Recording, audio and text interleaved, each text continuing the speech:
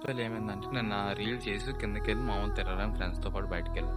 అప్పుడు ఏమైందంటే ఒక చిన్న యాక్సిడెంట్ అయింది. ఒక ఊరు పీపుల్ అనమాట. సడన్ గా నడుస్తుంటే చిన్న బాబు నడుస్తుంటే లారీ ఏదో గుద్దేసింది.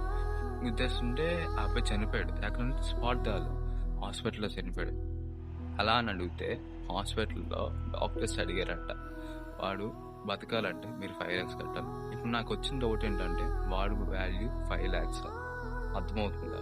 వాడు వాల్యూ 5 lakhs. 5 lakhs లేకపోతే ఒక మనిషి చనిపోతాడా? ఇప్పుడు నేను ఏంటి అర్థం చేసుకున్నా అంటే ఆ రోజు నాకు కావాల్సింది డబ్బు బతకడానికి కోసం కాదు, బతికించడానికి. ఓకే, నేను ఒప్పుకుంటా, డబ్బు అందరికీ అవసరమే. ఒకరికి వాళ్ళు ఈఎంఐలు కట్టుకోవడానికి కావాలి, ఇంకొకరికి వాళ్ళ గర్ల్ ఫ్రెండ్ని సాధించుకోవడానికి కావాలి, ఇంకొకరికి వాడు గొప్పగా చూపించుకోవడానికి కావాలి. కానీ నాకు ఒక క్వశ్చన్ ఉంది. ఏంటంటే వాడు చనిపోయాడు ఎందువల్ల తెలుసా? వాళ్ళ ఫ్యామిలీ 2 lakhs కట్టిన చనిపోయారు. ఇప్పుడు నువ్వు అర్థం చేసుకోవాలి, మనం బతకడానికి కాదు, బతికించుకోవడానికి డబ్బు అవసరం. ఒకటి గుర్తుపెట్టుకో.